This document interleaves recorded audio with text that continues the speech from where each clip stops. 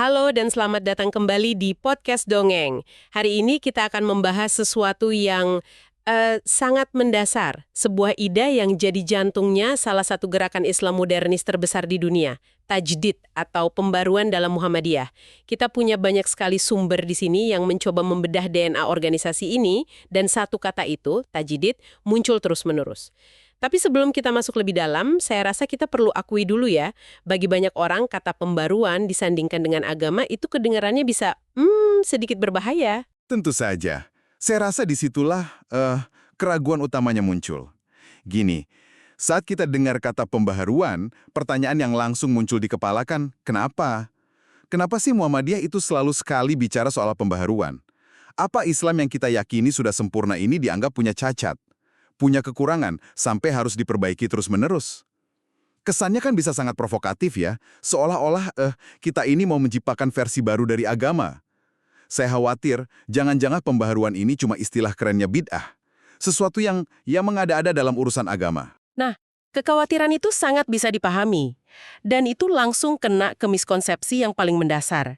Jadi izinkan saya luruskan dulu kerangka berpikirnya. Gini, bukan agamanya yang diperbaiki, tapi cara kita sebagai manusia memahaminya. Coba kita bongkar pakai analogi yang mungkin lebih nyambung ya buat Anda. Bayangkan Islam, Al-Quran, dan Sunnah itu seperti sebuah operating system, OS, yang dirancang langsung oleh Tuhan.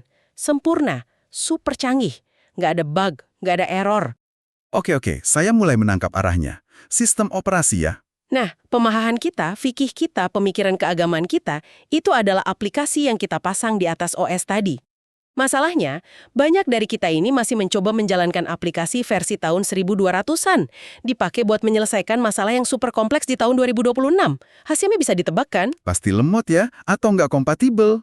Pasti lemot, sering crash, atau malah sama sekali nggak nyambung. Nah, tajdid itu adalah proses update software pemahaman kita. Tujuannya cuma satu, agar OS Islam yang canggih ini tetap relevan, tetap bisa jalan optimal di zaman modern. Tanpa, dan ini garis bawahnya, tanpa pernah sekalipun kita berani mengubah source code aslinya, yaitu Al-Quran dan Sunnah. Jadi hari ini kita akan membongkar DNA inti Muhammadiyah untuk Anda. Kita akan lihat kenapa kalau sebuah gerakan berhenti melakukan tajdid, ia berisiko jadi fosil yang ditinggalkan zaman. Baiklah, analogi OS dan aplikasi itu cukup kuat untuk kita mulai. Kalau kita bedah lebih dalam dari sumber-sumber yang ada di depan kita ini, tajdid dalam Muhammadiyah itu seperti seekor burung. Burung yang punya dua sayap, keduanya seolah bergerak ke arah yang berlawanan, tapi justru kombinasi gerakan itulah yang membuatnya bisa terbang tinggi dan stabil. Dua sayap ini adalah purifikasi dan dinamisasi. Memahami cara kerja keduanya secara bersamaan, itulah kuncinya. Kunci untuk memahami seluruh gerakan ini. Tepat sekali. Mari kita mulai dengan sayap pertama, yang gerakannya seolah-olah menarik ke belakang. Purifikasi atau pemurnian. Ini adalah gerakan kembali ke dasar. Back to basic. Fokusnya sangat tajam dan spesifik, yaitu hanya pada wilayah akidah, keyakinan, dan ibadah mahdhah. Ibadah ritual murni ya? Betul. Ritual murni yang tata caranya sudah ditentukan, seperti sholat, puasa, dan haji. Ini adalah upaya untuk menjaga keaslian ajaran inti. Kalau pakai analogi Anda tadi, wilayah ini bisa kita sebut sebagai wilayah closed source. Aturan mainnya sudah baku, sudah final. Diturunkan langsung dari Al-Quran dan Sunnah yang sahih. Kita sebagai pengguna ya nggak punya hak untuk menambah atau mengurangi fiturnya. Prinsip dasarnya di sini adalah semua bentuk ibadah itu terlarang kecuali ada perintahnya. Jadi kita nggak bisa misalnya berkreasi dalam cara sholat subuh. Nambah jadi 3 rakaat karena merasa lebih spiritual. Itu nggak bisa. Betul sekali. Dan kalau kita lihat konteks sejarahnya ya, ini bukan sekedar teori loh. Sumber-sumber kita ini melukiskan kondisi masyarakat Jawa di awal abad ke-20 itu sebagai masyarakat yang sangat sinkretis. Kepercayaan animisme, dinamisme, pra-Islam itu masih kental sekali, menyatu dengan praktik keagamaan. Jadi aksi purifikasi yang dilakukan KH Ahmad Dahlan waktu itu tujuannya sangat konkret, memberantas apa yang dikenal sebagai TBC. Bukan penyakit ya ini. Bukan. Tapi Tahayul, bid'ah, dan khurafat. TBC itu. Dan ini penting untuk kita pahami juga ya. TBC ini bukan cuma masalah teologis, tapi dampaknya itu sosioekonomi. Sangat besar. Praktik seperti selamatan orang meninggal di hari ke-3, ke-7, sampai 1000 hari misalnya. Itu bisa menghabiskan seluruh sumber daya sebuah keluarga, bahkan sampai bikin mereka terjerat utang. Jadi, ketika Muhammadiyah mengkritik praktik ini karena tidak ada contohnya dari Nabi, secara tidak langsung itu juga jadi gerakan pembebasan ekonomi. Energi dan sumber daya yang tadinya habis untuk ritual konsumtif mulai bisa dialihkan ke hal lain. Tepat, praktek-praktek lain seperti penggunaan jimat, meminta keselamatan ke kuburan yang dianggap keramat, atau tahlilan yang niatnya untuk mentransfer pahala. Itu semua dipandang sebagai kontaminasi yang harus dibersihkan, agar ibadah kembali murni, hanya kepada Allah. Dan semangat purifikasi ini tidak berhenti di masa lalu loh. Benar. Dalam konteks modern, tantangannya berevolusi. Sumber-sumber yang kita analisis hari ini menyebutkan bahwa purifikasi di era sekarang juga menyasar paham-paham yang dianggap bisa mendangkalkan akidah. Mereka mengistilahkannya sebagai sipilis, sekularisme, pluralisme, dan liberalisme. Nah, soal sipilis ini, sumber kita menyoroti kekhawatiran yang spesifik. Misalnya, pluralisme yang dipermasalahkan itu bukan soal hidup rukun dengan umat agama lain. Itu sangat didukung. Tapi yang ditolak adalah paham filosofis yang menganggap semua agama pada dasarnya sama benarnya. Menurut pandangan mereka, ini bisa mengikis keyakinan fundamental seorang Muslim terhadap kebenaran agamanya sendiri. Oke, jadi jelas sekali ya, saya purifikasi ini adalah upaya defensif yang sangat kuat untuk menjaga orisinalitas software inti agama. Gerakannya konservatif, menarik kembali ke sumber asli. Tapi, dan disinilah DNA Muhammadiyah jadi sangat menarik dan ya paradoksikal. Pada saat yang bersamaan, KH Ahmad Dahlan adalah orang pertama yang membawa inovasi seperti bangku, meja, dan papan tulis ke dalam sistem pendidikan Islam. Itu sebuah bid'ah pendidikan yang ditentang habis-habisan pada masanya. Bagaimana kita bisa mendamaikan dua wajah yang seolah sangat kontradiktif ini? Nah, pertanyaan Anda itu membawa kita tepat ke sayap kedua. Sayap yang gerakannya mendorong ke masa depan. Dinamisasi atau modernisasi.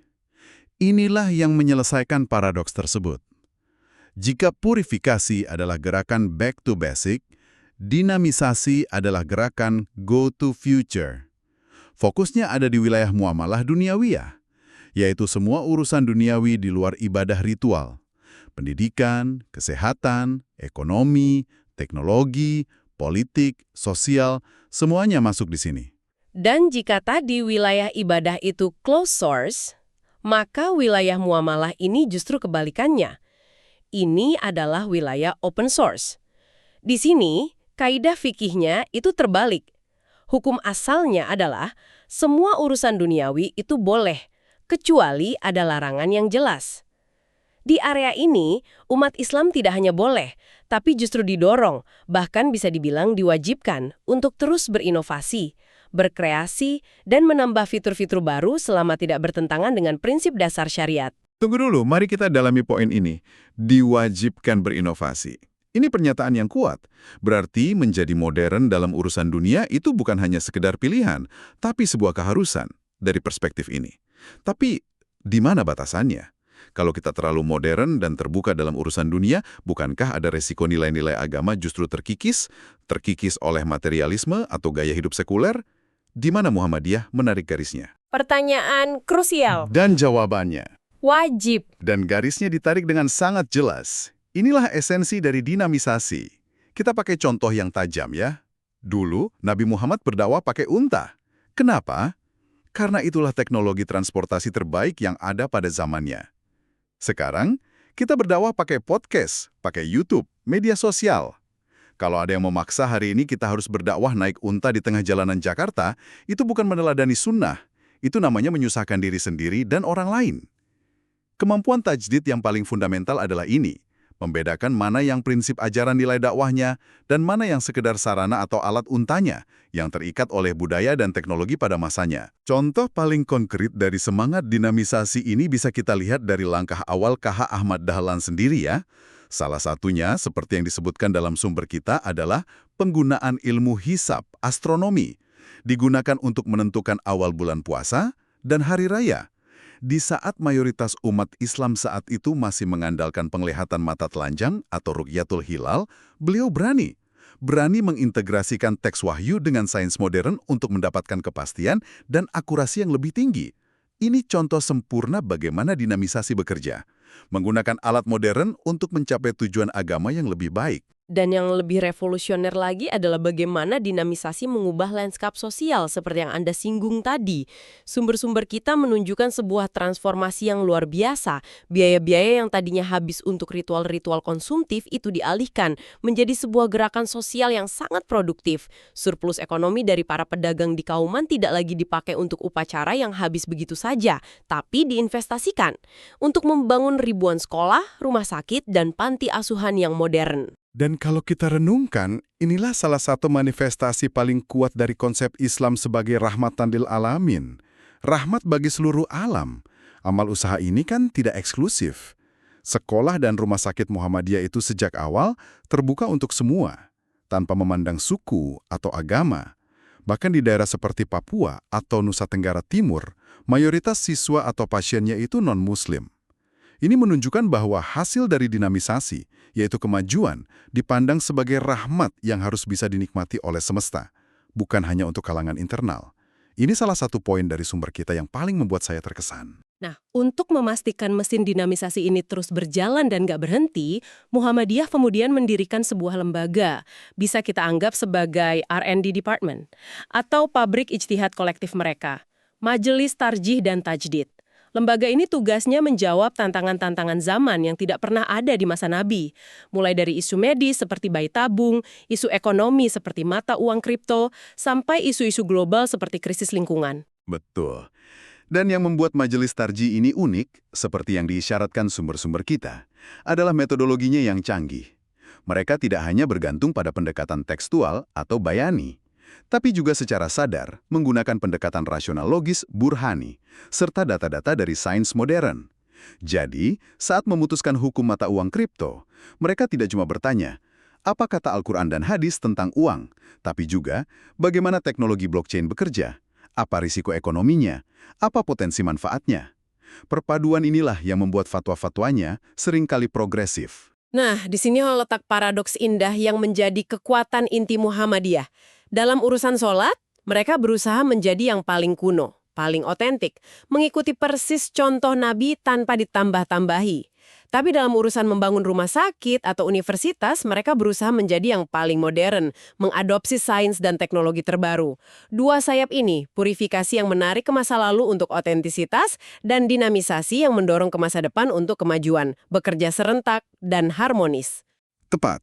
Kemampuan Muhammadiyah untuk bertahan dan terus relevan selama lebih dari 1 abad, tanpa menjadi organisasi yang gemuk, birokratis, dan lamban.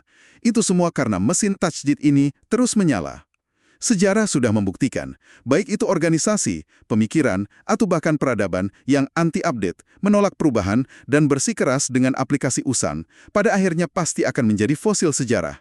Mereka kehilangan relevansi dan ditinggalkan zaman. Jadi, inilah momen ahanya Anda. Tajdid itu sama sekali bukan soal mengubah agama. Justru sebaliknya, tajdid adalah sebuah mekanisme survival, sebuah kunci agar nilai-nilai luhur Islam tetap hidup, fungsional, dan mampu menjawab tantangan zaman yang terus berubah. Tanpa tajdid, ajaran Islam yang universal berisiko dipahami dengan cara yang kaku dan usang, sehingga kehilangan daya tariknya sebagai solusi. Jadi, apa artinya ini semua untuk Anda dalam kehidupan sehari-hari? Pesannya jelas, jangan pernah takut dengan perubahan atau ide-ide baru.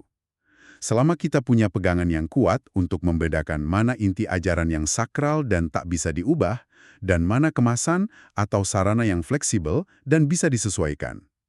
Jadilah seorang Muslim yang modern dalam pemikiran dan tindakan, namun tetap otentik dan murni dalam akidah dan ibadah. Bagikan pembahasan ini agar lebih banyak orang yang tidak salah paham soal makna pembaruan atau tajdid. Islam berkemajuan untuk peradaban utama. Dan, sebagai penutup, saya ingin meninggalkan satu pertanyaan untuk Anda renungkan. Jika tajdid adalah proses mengupdate pemahaman kita terhadap agama, maka aplikasi usang apa dalam cara berpikir kita sendiri? Mungkin dalam karir, keluarga, atau pengembangan diri. Aplikasi apa yang sudah saatnya untuk di-uninstall agar kita bisa lebih maju secara pribadi dan kolektif?